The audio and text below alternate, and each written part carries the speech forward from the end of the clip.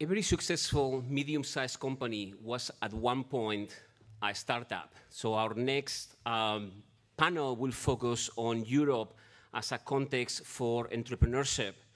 And it is my great pleasure to introduce to you someone who has been working infatigably for the agenda of entrepreneurship at INSEAD.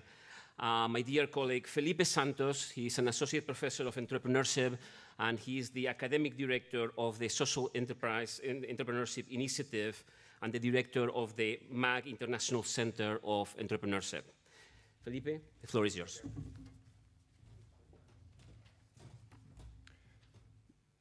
Good afternoon. Is Europe's entrepreneurial ecosystem broken? Can we even speak about an entrepreneurship ecosystem in Europe? I think we already heard a few interesting things today. I was particularly interested and a bit saddened by Javier's data. Among the 10 most admired companies in Europe, in a survey, the average age was 1937 of the founding, 70-something years ago, compared to 97 in both Asia and US. And the average age of those companies that were admired was 1880, so more than 130 years ago. So can't we build new, engaging, exciting companies that are widely recognized and serve as a role model to change the mindset also of our youth, to say entrepreneurship is cool, creating a big company is very exciting? And it's not a question so much of the size of the market, because to some extent, Israel was able to create an entrepreneurship ecosystem that builds great companies. So it's not only in US or China. Israel has found a way to promote entrepreneurship in a global scale. And they nowadays take almost as much as venture capital investment as all of Europe put together. So those are some interesting issues and data to discuss. And for that, we have engaged with a panel of wonderful people that I'll introduce in just a minute. But before that, let me give you a couple of data points in addition to what I've said before, just to put a context into our discussion. And the first is an analysis from a friend of mine, Eric Archambault, who is an entrepreneur from Silicon Valley, French, and also now for a long time a VC in Wellington Partners. And he made an analysis of the CAC 40, the 40 largest companies, public companies in France. And he asked himself, how many companies of those CAC 40 were founded at least 40 years ago, earlier than 40 years ago? How many do you think he found? How many? 0. So there was Iliad, which is in the CAC 60, in the 60 medium-sized companies in France, which was 97. All the others were much older companies. If you trace back to 50 years ago, he found 4 companies. Comparatively, if you look at the 40 largest companies in the US, 33% were founded less than 40 years ago, and 55% less than 50 years ago. So 33% against 0, 55% against 10%.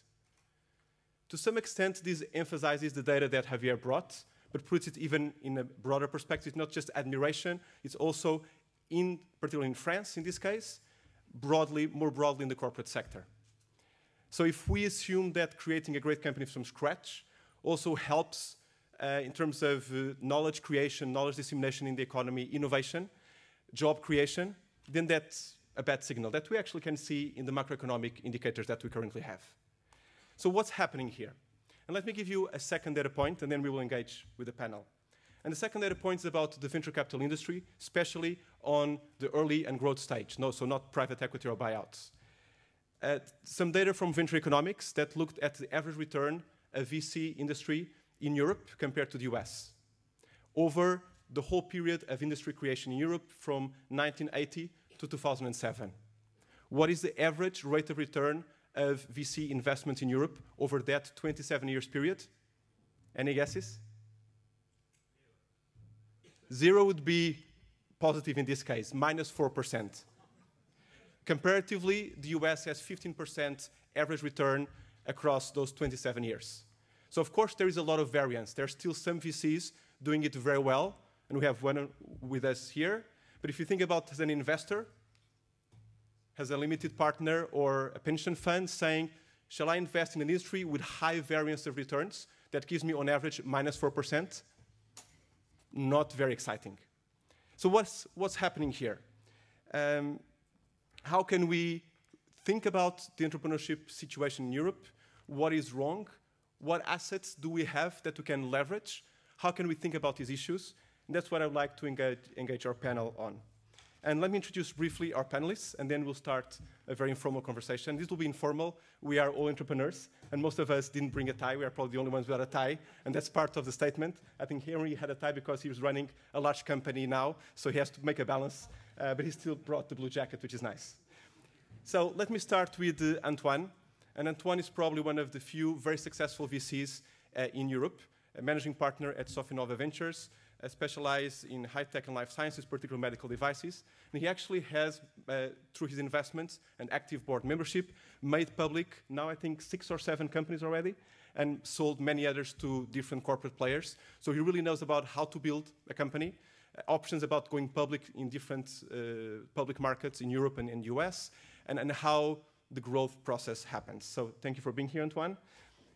Yann Lechelle, he's an INSEAD MBA from 2001, a dear friend. We've known each other for many years. And Yann is interesting because in 2001, he had the insight about creating a social network that he piloted inside a business school for people to get connected with each other in 2001.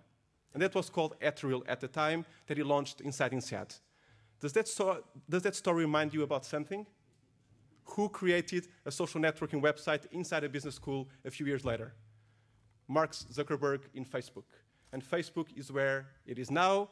Yann didn't quite have the same level of growth, wearing no tie, but he was able to sell that company successfully, went out to create other companies, and now has a very interesting startup called Appsfire, which was nominated by one of the leading internet websites, the hottest startup in France this year.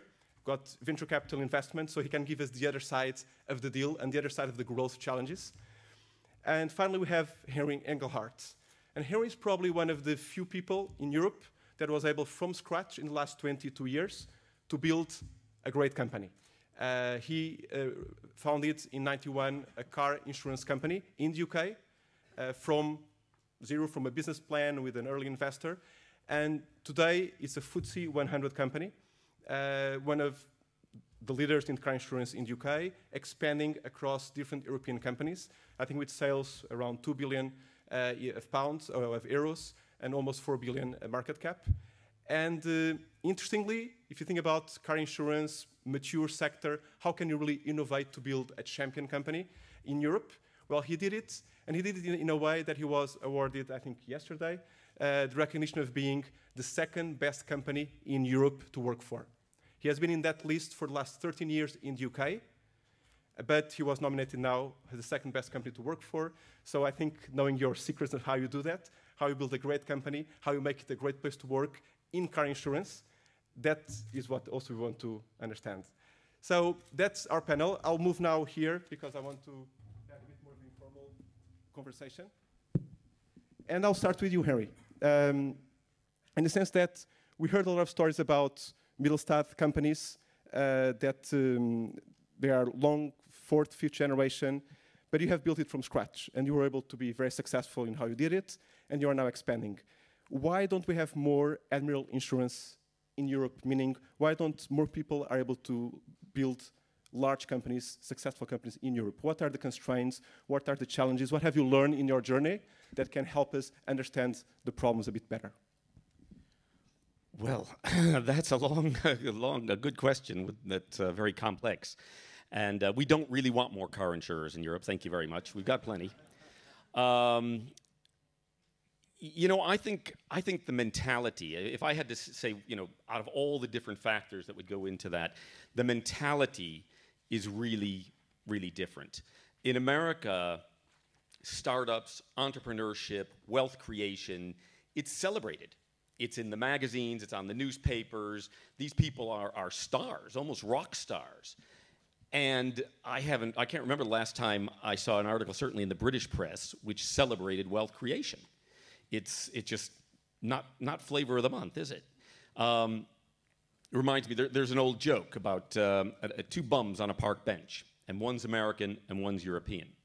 And a guy drives by in a Rolls Royce, and the American bum jumps up and he says, someday I'm going to be driving a Rolls Royce like that guy. And the European bum jumps up and he says, someday that guy's going to be on this park bench with me. and to me, that, you know, that just speaks volumes.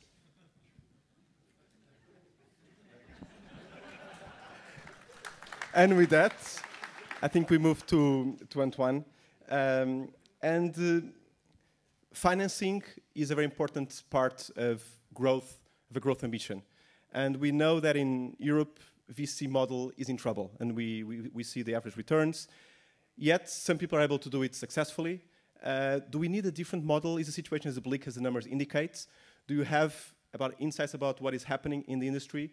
And are there alternatives for kind of helping the budding entrepreneurs in Europe to grow and create great companies?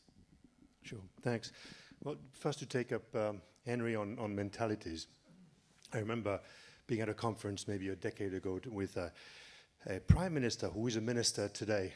Don't ask me who it is, but that person said, "There's you know, in France, there's two issues: is that we hate failures and we hate success, and that's really one of the.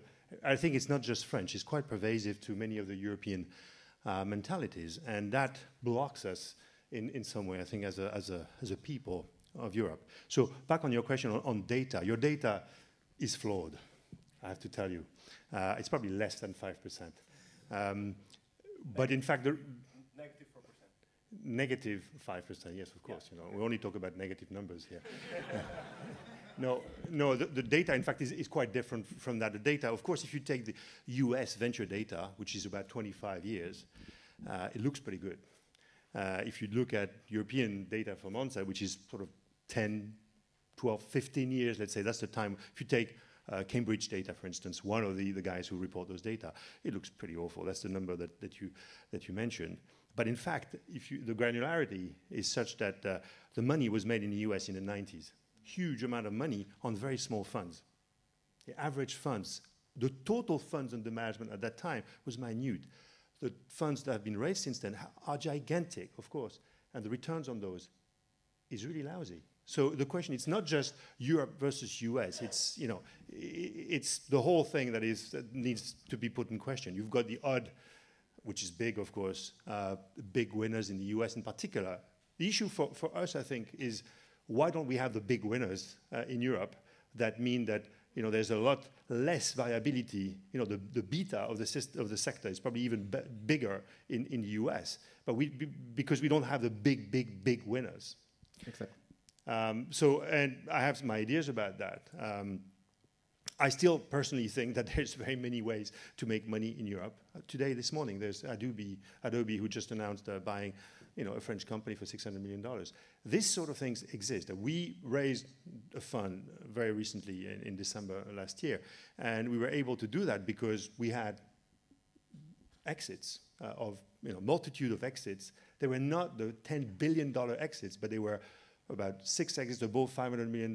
So it was repeatable. So, but that's in fact the issue with Europe is why can't we get, or why is it so rare to get from, you know, a 500 million, which is a very nice number, thank you very much, to a 5 billion or, you know, a 10, 20 billion.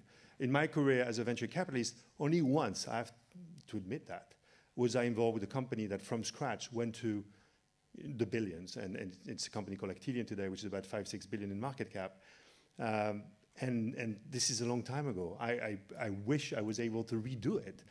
Since then, I've made more money on other deals because I managed to get more percentage of companies that went out for 500-600 million. But still, it is annoying. That's really probably a very inappropriate term, to not be able to grow those companies. So maybe we can talk about that later.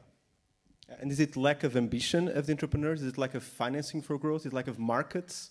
No, I don't think the outside of the joke about the mentalities and the ambition, I think, you know, the ambition is there. I think the funds on the early stage, in fact, you know, in some way are there. I think what prevents those companies, this is, again, something I hope to go into more detail, is the funding to get from 500 to 5 billion is very difficult to get in Europe. If you're in a business, particularly in my business, which is life science, which it's a company that make a loss for a decade. We make money with companies that make loss for a decade. This is not easy, but this is our job. So that's how you get those. This type of money exists in the US for a number of reasons. It does not exist in Europe. Yann, you've been on the other side of these deals that Antoine is speaking about. I would like to get back a bit to the Facebook comment I did initially to tease you a little bit, because we know each other, so we can kind of I can push you a little bit. So could it have been different for you if you had a different context around you in 2001 as you were creating your initial company? And what has changed now that's allowed you to have a different perspective, different funding? You have very good funding, strong backers. Can you explain a bit about, from the point of view of the entrepreneur, the growth entrepreneur, how you see your the context around you? Okay, so I'll try to explain my failure. So basically, the context in 2001 was post-crash. The web had crashed, 1.0, and also I was acutely aware that I owned an MBA. And there's a guy called Guy Kawasaki, used to work at Apple, and he created an equation that's very simple to value a company. A company is $500,000 multiplied by the number of engineers minus $250,000 multiplied by the number of MBAs. So I thought, I need to forget my MBA for a moment. So I'll start very small. And I bootstrapped the company, and I was both coding and selling, kept it very small because I was thinking of a business model, software as a service, and at the time, it was a very hard sell. Now, I was not equipped personally to do a B2C value proposition, much like Facebook is. And I also knew the history of social networking, which at the time had failed before. And the case of Facebook is a perfect case of perfect alignment, perfect execution at the right location. So this is perfectly fine because my story actually does not mimic or even try to mimic Facebook. It was a different time and a different angle of approach. But at the time, I really wanted a very small-scale execution, yet wanted it to be a European. My targets, my clients were all over Europe, but I kept them within reach. I used to say EasyJet return trip on the same day. So my clients were effectively in Paris, Manchester, Barcelona, Rome, and that was the scope of my business with limited funds, and it was fine for a little while, and at which point I sold the company. The latest company corresponds to a new level of ambition, if you wish, and also the realization that I wanted to create a leverage company with scale. So Appsfire is essentially a app recommendation, app discovery platform that also does app promotion. So think of it as Google for apps, smartphone apps. And it's radically different because we did raise funds from the very beginning. So we had a prototype, no business plan. We raised funds in France. That is possible. So we can talk about the type of investment you can get for that. And after that, we raised Series A, 2.5 million euros. And today, we have a company headquartered in Paris with a sales branch in Tel Aviv. My business partner is based in Tel Aviv. And this summer, we're opening a branch in Sunnyvale, which to me resonates. Sunnyvale, Silicon Valley, Atari, that's where these companies were created. So it's possible, while being in France, to have a European, at least European, and I think that's the key, at least European ambition. You can keep it small, and then you can seek leverage to actually grow it dramatically. And Appsfire today is 10 million users, 1.7 billion recommendations, and we're not talking physical objects. This is a lot of microtransactions, but lots of volume. So my path is gradual, yet I've never doubted that we can do similar things in Europe. We have to be ambitious and reach out. Now, my main question perhaps for later is the exit. How do we exit? Do we have to rely on US buyers? Will France let us be bought by US buyers? And so on. And just to follow up on what you mentioned about financing, I know that early on you got very strong backers, not the traditional venture capitalists, but what we call now the super angels. the very successful entrepreneurs in the last iteration of the internet generation, which are now backing a new wave of entrepreneurs. And they're mostly based in Paris, I believe. So how important was that context? Is that an important part of the ecosystem for you? What difference did that make for you in terms of Appsfire ability to grow? Well, I think France and possibly Europe at large lacks significant seed funding capital in the between 0 and €500,000 euros. And super angels in France are a first generation of super angels. They made money in Web 1.0. In fact, these guys, I forgot their net worth, it's 3 or 4 people, and they're worth 3 billion euros at least. They made a fortune on local businesses. And they reinvest happily, and also because there is tax incentive at the key, they reinvest locally and they trust entrepreneurs because they've been there. They know it's difficult to raise funds, and they trust that the next wave will depend on the next innovation. In this particular case, the mobile industry and the smartphone industry is exploding. It's literally exploding. So they bet on the team and on the market, not so much on the business plan, which, by the way, we didn't have. So I think these people... You didn't have a business plan? But today, you... Yeah. No, of course. But with entrepreneurs, you can get away. But if you go to a VC, can you get away without having a business plan? It depends at what stage, I think. I mean, microphone. You need a business plan. Not that we read it, but you have a business plan. That's true. Actually, that's true. And Antoine, just to follow up on the, is this an alternative to the early stage VC model in the sense, instead of institutional funds, we have these private super angel funds replacing the role that VCs are exiting due to the low returns? Do you see these trends where VCs come much later because you have these seed funding from super angels? This is something which is more relevant in the IT sector, okay? I'm on the life science, so no one's on the life science early stage, except for us, of course. But no, there's very few people. Even angels are not really that active on the early stage. The reason people are moving to the later stage is because the early stage is difficult. Therefore, they think that the later stage is easier, which personally I have my doubts. But unfortunately, there's a lot of inertia to this. So there's a sort of a sheep-like mentality. People move to the later stage and then realize, if the exit's not there, later stage means more expensive as well in general. More people, more expensive. So you'd better have the resource, the funds to make it over the long term. If you don't, then it could be a very, very expensive play. So we'll see 5 years from now. Our position is we've stuck to the earlier stage, and we've had success in the earlier stage. We have transformed the way we do earlier stage. In fact, we've done earlier stage, if I can say that. We've even created within our fund an ability to do seed without telling anything to our LPs. This is one of the secrets. I shouldn't say it here. But we basically make investments in very small companies. We don't tell our LPs, our investors. So they get scared and run away. Yeah, we tell them we've done a seed. It's called seed number 1. and then we said, sorry, seed number 1 failed. Oh, okay. I mean, they don't know what it was, so they have no expectations. We don't build expectations. And that's it's a simple trick, but it actually works pretty well. It also works for us. One of the sins of venture capital is you put your finger in the cogs and the arms follow through and not being able to stop. Or being with colleagues and you think, well, if they invest, it means that's probably good. And so everyone invests and it's herd-like community.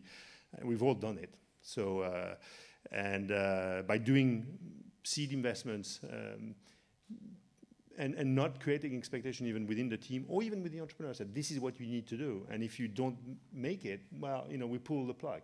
Pulling the plug has been, in theory, incredibly difficult in our business. So, you need to be better at every segment of venture, including separating yourself from an early stage play that's not working, realizing and being more maybe stringent within the own team. 15 years ago, 20 years ago, people were making their own investments in a way within a team. Nowadays, it's very, very different. So I would say there's more. So what I'm hearing a bit from both of you is that, to some extent, on the seed funding and on the early growth, there are opportunities available. There are super angels. There is some VC investment. There's a different entrepreneurial attitude that's building. Maybe the gap is much later, once you want to create the big champion, it gets so difficult that you end up selling to an existing corporate much earlier than one would do in the US. So that's maybe a point that I would like to pick up later. And also maybe now to turn into the corporate side. Enric, I know that you have been, after the success of the UK car insurance, you've been now leading a pan-European expansion where you're building new kind of admirals across Europe. So you have actually the vantage point of understanding new business in the UK and now new business in a multiple set of European countries. What is your insight as you compare different countries, as you compare this idea of, is there an European market, so to speak? What are the differences? Which countries are more attractive to build great companies? What would you tell us from that perspective? It's really fascinating. You know, you hear a lot about European different country stereotypes, and going into the various countries, you come out knowing why. They are all different from each other. There are various reasons having to do with car insurance, but in terms of a more generic look, it really is the labor situation which is mad once you head out of the UK. We have an operation in Italy. There's a rule, we're a telephone and internet-based car insurer, and there's a rule that says we have to record all our calls. That's an insurance law. And then there's a labor law that says we can't listen to them. And why can't we listen to them? Because the unions are afraid that we'll find their people doing something wrong. And, you know, they don't want that to happen. So, I mean, it just seems very odd to me. You know, if they're doing something wrong, we should be able to. Anyway, you know, as somebody said to me in our Italian office too, where they said, you know, it's easier to divorce your spouse than it is to fire an employee in Italy. And somebody else piped up and said, yes, and it's legal. You know, there are just very restrictive. And that really has to make you very careful about growth. Because if you grow a lot and you add the people and then your business declines, you are stuck. You are absolutely stuck. And I have read and heard about stories about companies being offered contracts, but even if they were a 5-year contract, they turn it down because they'd have to staff up for that 5-year contract. And if they lost the business at the end of that, they'd be out of business because the costs of deleveraging, of decruiting is too high. And that's in many parts of Europe. We run into really crazy labor situations and very expensive that we don't see in the UK. We also have operations in the US. And there it swings too far to the other side. There is, you know, the worker basically has no protection. You know, I don't sleep well. I walk in the morning, I say, you're fired. You know, it doesn't matter who you are, how long you've been there, what you've done, you're gone. And so there's very little protection there. So having seen all these different models, I do think the UK model, which gives companies great flexibility in the first 2 years of a person's employment, and then it does, you know, the employee gets a lot more rights, is a very good way to go about it. Because we find in our other places, we do temporary contracts, we do part-time contracts, we do anything that gives us some flexibility to be able to say, this guy's doing a really good job, keep him, pay him more. This guy's not. We need somebody better in the company. So labor laws, to me, are a big thing. Ian, do you concur from the point of view of the small entrepreneur trying to grow? Did labor laws in France affect you or constrain you in terms of your desire to grow and hire and then expand? Well, so far it hasn't. France, in particular, has something very interesting regarding R&D.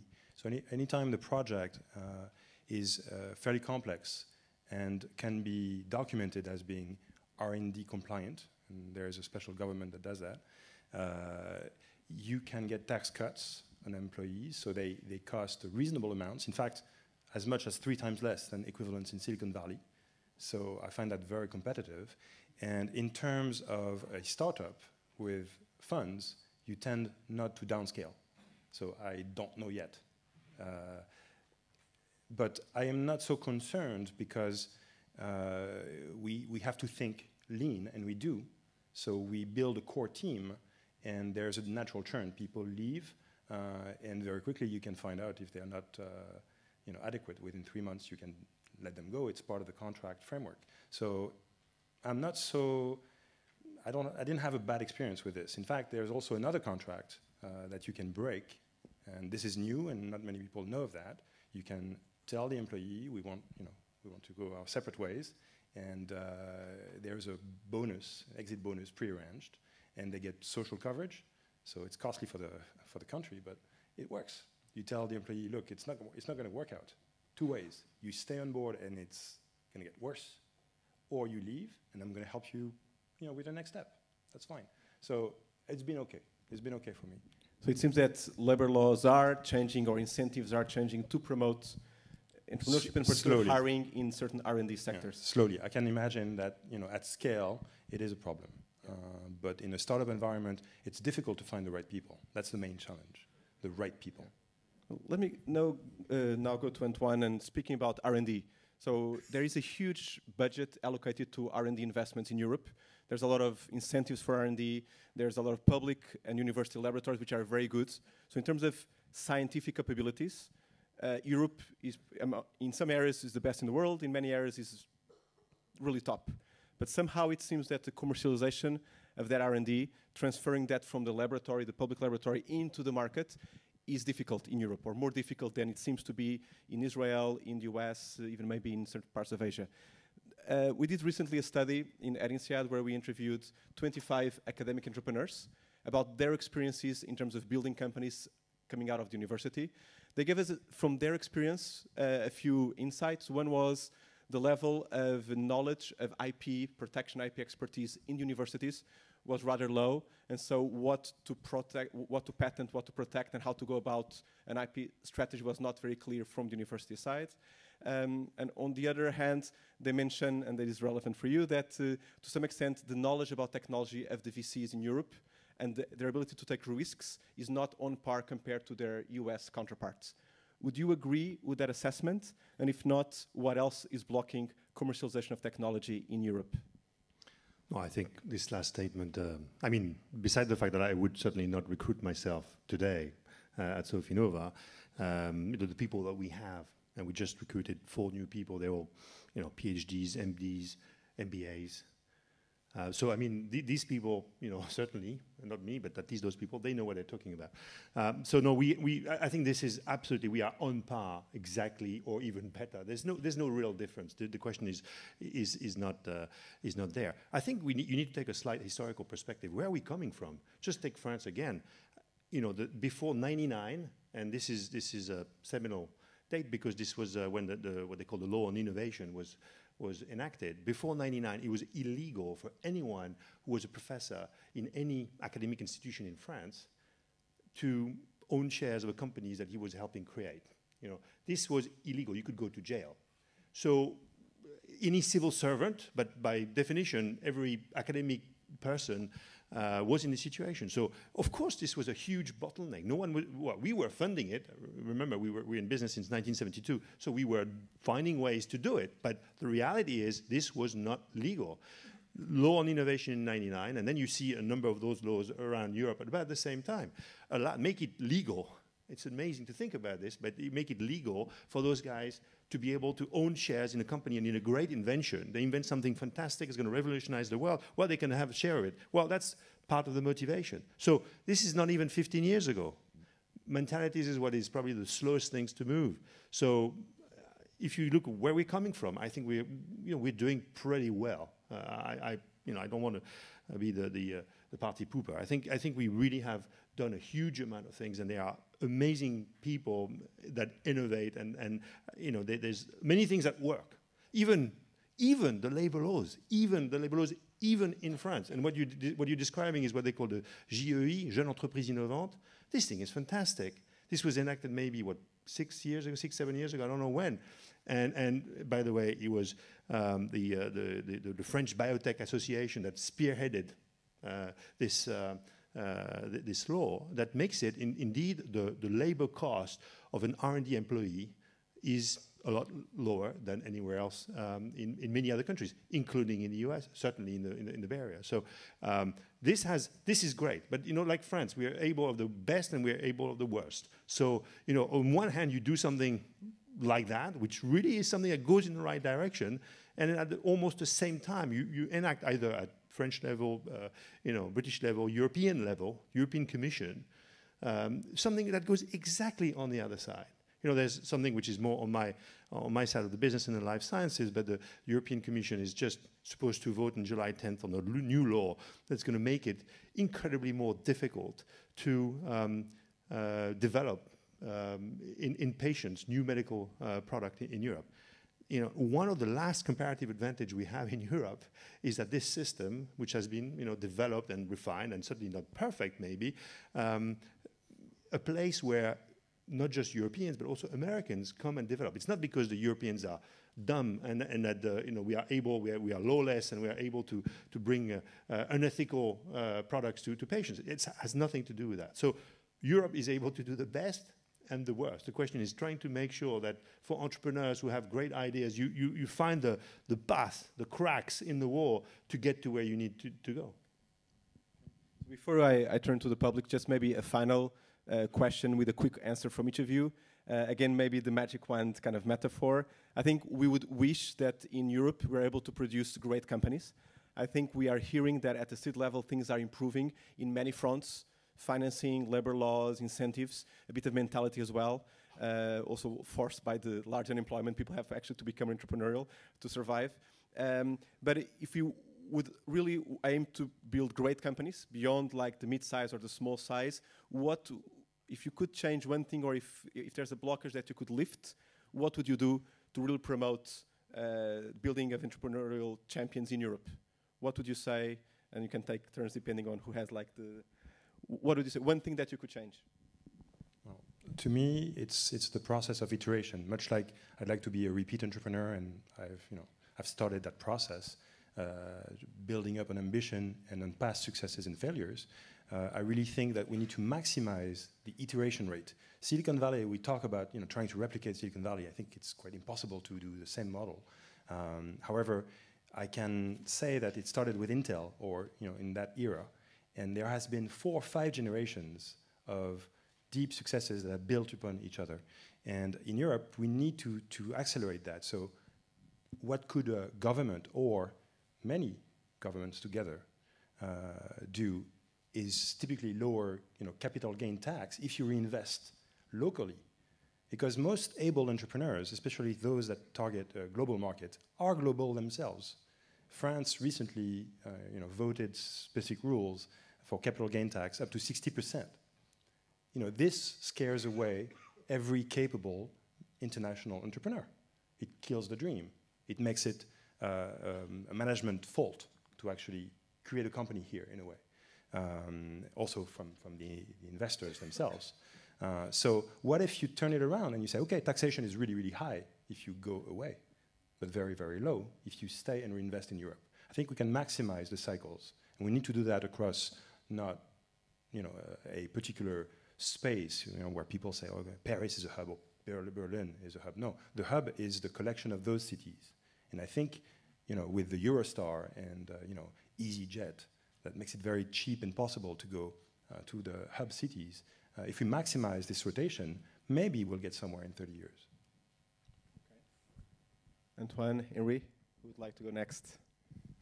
Well, if I had a magic wand, I think providing the, and that's, I'm afraid it's probably, despite Hogwarts, it's probably impossible, is bringing to European companies the depth and breadth of what NASDAQ offers to the US companies. And to me, I've been involved with about 8 or 9 IPOs, about 6 or 7 were successful, the others were total failures. But what I take from that is that it's possible to take a company public in Europe.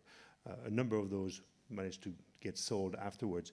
The real issue, to me, it's a bottleneck that really, is like a ceiling, a glass ceiling that makes it difficult to get from 500 to 5 billion, is the funds. That the funds beyond the IPO that allows you to become a big company. And there's a huge difference between Europe and US, about an order of magnitude difference between what companies on average on NASDAQ are able to raise in secondaries or even in a debt market. Just look over the last 6 months or a year in the US. Companies that were at 500 million a year ago, they are on the NASDAQ, many of them in my sector, they are at 1.52 billion. Almost mechanically, they were able to raise hundreds of millions of dollars because the market is frothy. There's no such thing as a frothy market in Europe. So if I had the magic wand, I would allow those companies, and if you gave them the means, the hundreds of millions to fuel their growth, they wouldn't have to sell themselves for $500 million. Maybe it may look nice, but just finish the dream there rather than going on to the next stage. Harry, you were able to grow beyond that, and what's your thought? Well, I agree with both. I think change the mentality and celebrate success, celebrate business creation, celebrate what becomes job creation and wealth creation. And if you have to do that through tax, instead of a 75% tax on earnings above $1 million, how about a 0% tax on earnings above $1 million? That might motivate people to earn more than $1 million. And if they earn more than $1 million, countless others are going to earn something out of that. So I think change the mentality. It's up here. Very good. I think that's a good moment to turn to the audience. Please state your name and where you come from, and maybe direct the question to someone if you have any ideas. Yes, in the back. One of our very active INSEAD MBA students. Thank you very much for your presentation. I had a quick question on the entrepreneurial ecosystem in the European Union right now. So if you look at drawing upon the Silicon Valley analogy, how does any region or how does any hub become entrepreneurial? It's by either attracting or grooming. Now, I see European Union has a huge potential to become the next place where entrepreneurs want to go because they see that the government will support them or the government needs them to come there. So do you see that anything can be done by prominent countries to attract budding entrepreneurs, not when they become successful, but while they're on the process of building it? Who'd like to? Well, typically, I would say that we don't depend on the governments. Typically, entrepreneurs will rarely depend on government initiatives. The previous panel, one of the panelists said, the government should do nothing. That's stability, and that lets the ecosystem build itself. I think I've witnessed what happened in Paris in the last 10 years, and it's been growing steadily and very strong. Now, I wouldn't call that the European ecosystem. This is only for Paris. Berlin has been doing great recently, getting a lot of press and also a lot of great entities. And I think Europeans are able to travel very easily from one hub city to the other. You don't need paperwork. It's implicit. So I think the framework is there. It's a matter of where your heart is in terms of where you want to establish your family and your home. You can do it from here. The internet brings us, what happens in Silicon Valley. The internet allows us to sell to Silicon Valley and to Far East Asia. So I think the framework is there. There's no difference to me. I don't know if that shapes the answer. And that raises, I think, an interesting thought, which is maybe you are thinking a bit about it wrongly. It's not about an entrepreneurship ecosystem in Europe. Maybe it's about local, regional clusters of entrepreneurship within Europe. And maybe even if they are competing with each other, that may actually create the fertile competition that will allow things to move forward. And we have now clusters in Cambridge. You mentioned the cluster in Paris. Berlin is coming up. London has been a very active entrepreneurial place already. Around some large companies, like we have a cluster in Finland, and Yves Dawes kind of knows very well about it. Around Nokia. Nokia is coming down, but all of the fertile. So Nokia has a company, is facing a lot of troubles, but it created a fertile ecosystem around itself, which is part of what we want, because we want renewal in companies, we want knowledge to flow. So that's maybe an interesting thought, so thank you for that question. Any other questions? Yes.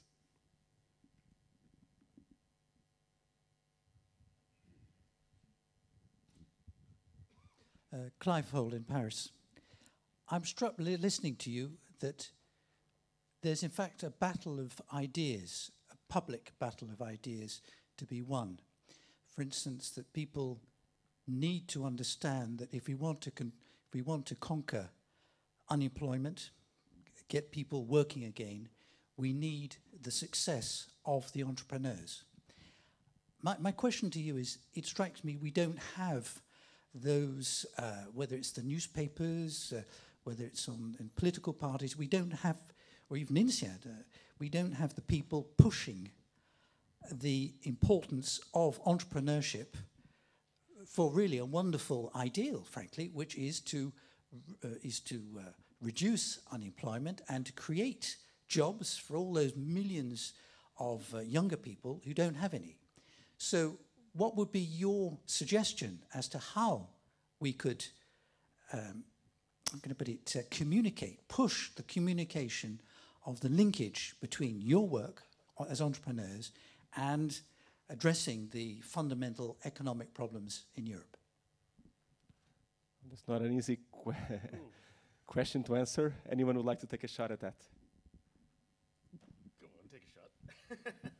Well, it would be to, it would have to be communication. It would have to be newspapers, magazines, government reports. How about, the government sponsoring a grand Entrepreneur of the Year dinner, and the president actually gives the Entrepreneur of the Year the prize, and it's a big deal, and it's made to be seen to be something good. And it really needs to be played up as something that's not just how, individuals can get rich. It's about how societies can flourish, and how about the unemployed can be employed. And this is what I think gets missed. I think a lot of people look at it and go, oh, why do we want entrepreneurs? They just want to make money for themselves. And that's not it at all. I mean, most of the entrepreneurs that I know, making money for themselves is a nice piece of it, but it's about success. It's about using their imagination. It's about using their talent and abilities and beating the competition, beating the hell out of the competition. And that needs to be celebrated. That needs to be rewarded and publicized. I'd just like to follow up on Henry's point for just a comment, which is, I think there is a fallacy about what motivates entrepreneurs, and it's about money. And it's rarely about money, it's often about passion. And usually when entrepreneurs follow the money too closely, that's when they actually lose all the money. And there's a great example of that, which is the average rate of failure of startups across industries after 4 or 5 years is about 60%. 60% of the new companies founded will disappear in the time span of 4 to 5 years. There was one moment in time when that rate increased from the average historical 60% to 95%. Do you know what was that period and moment in time? Internet industries, companies created between 1999 and 2000 in Silicon Valley, almost everyone went bankrupt. Why? Because the moment that it seemed that it was easy to make money, the moment that a lot of people were moving into entrepreneurship because it seemed quick and easy to make money, was exactly when everyone lost their money, both entrepreneurs and investors. So it's usually not about the money. And I also, from my perspective within INSEAD, teaching entrepreneurship and social entrepreneurship, I see a great appetite of the students, even our older executive MBA students, for entrepreneurship. They want to challenge themselves, they want to find meaning in their careers, they are sometimes a bit tired of the corporate life. They really want to become entrepreneurs and fulfill their passions. Sometimes the context around them, the fear of failure, the safety of the salary, that makes them a bit fearful, but I see that it's changing, and hopefully with time we'll see a new momentum in entrepreneurship. Just a quick comment to rebound on the question. France has a status called auto-entrepreneur. So it's actually quite misleading because it's not about so much being an entrepreneur. It's more about the auto. In other words, it's a way to let people who don't have a job or maybe want to be on their own can easily start a vehicle that employs them and only them. And it's capped. There is a maximum amount you can earn within that status. And I think that's the perfect type of mechanism to actually ease away from the old school, lifetime employment to independent status, and then the idea to create a growth business. It's a perfect playground. A lot of people start with that, are freelancers, and then can grow from there. I think that's a perfect example. It does work. The government right now is going back a little bit on this. It might be a mistake, but I think it exists. Antoine? Well, so as I said earlier, I think mentalities is what you need to change, but unfortunately mentalities is what is most difficult to change in any... so there's no magic bullet, no, a recipe. Everyone needs to want to do it, starting from the entrepreneur, but that's pretty easy. The entrepreneurs, in the successful entrepreneurs, and just to echo what you said, doesn't do it for money. I invest in healthcare. I invest in companies that make new drugs for to cure cancer or central nervous system disorders. The people who are behind that, the doctors that create those, you you need, in fact, to entice them to make sure that they understand that there's a money side to it. Their real motivation is to save people's lives, which is fantastic. It's not enough to be successful, but it's a good, really, it is a very nice thing about my business, is that's what we fund. But the governments also need to want to do it. I mean, in France, you saw the pigeons, as they say, les pigeons.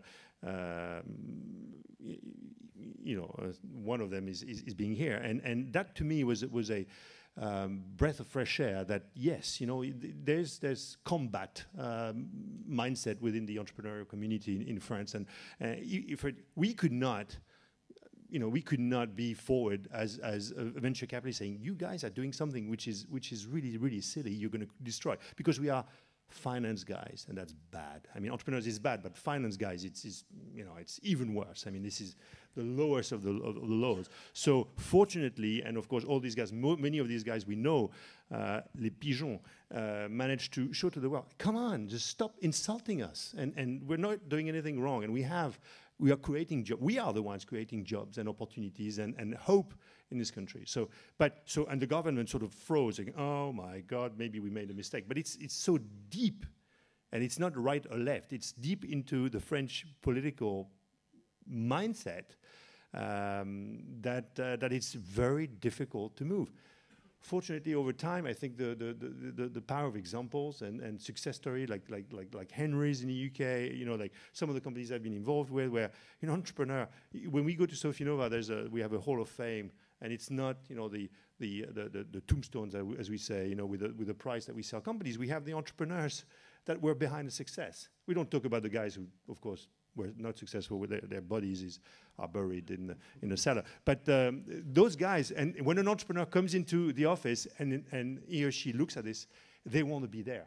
And that's that's what, when you think, and some of them told us when their pictures were put on the wall, they said, the first time that I went to your office, I wanted to be on the wall. He didn't say, I wanted to make a gazillion's money, which they did, by the way, but they wanted to be on the wall. So success, breeds success, and that's, we should not be too, it's been taking already 20 years, and it's going to take another 20 years, so we need to be patient, unfortunately, something that our investors are not, for sure. But we need to find ways to be patient while showing them some returns and making sure we build. And I'm very, very confident that 20 years from now, we'll have many more of Yann sitting here and having sold their third, fourth, fifth company. So I'm an optimist. Otherwise, I would not do this business 20 years on. But I think we're on the right track. The politicians, we can't rely on them changing their minds, but we should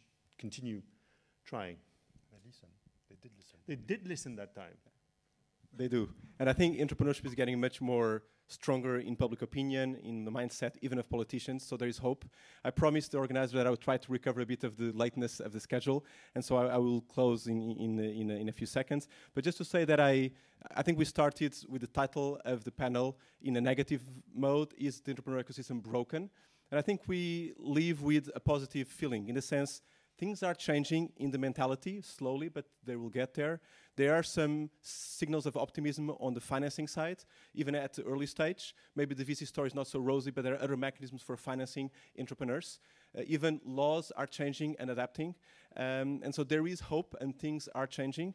Maybe there is a vision of European clusters of entrepreneurship competing with each other within Europe, and that may push everyone higher because of the example of the different clusters. So I think there is hope. There is still this gap of how do you get to that bigger size of companies that we don't see so often in Europe compared to US and China. So there may be some work to do there. Maybe the European mentality is that we become a middle-sized company after that period. We stay focused and we stay medium-sized but very profitable, very good. So that could be an alternative model. But I think there is hope on the horizon and for the competitiveness of Europe. And with that, let me thank very much our excellent panel for their insights and their presence here. Thank you very much.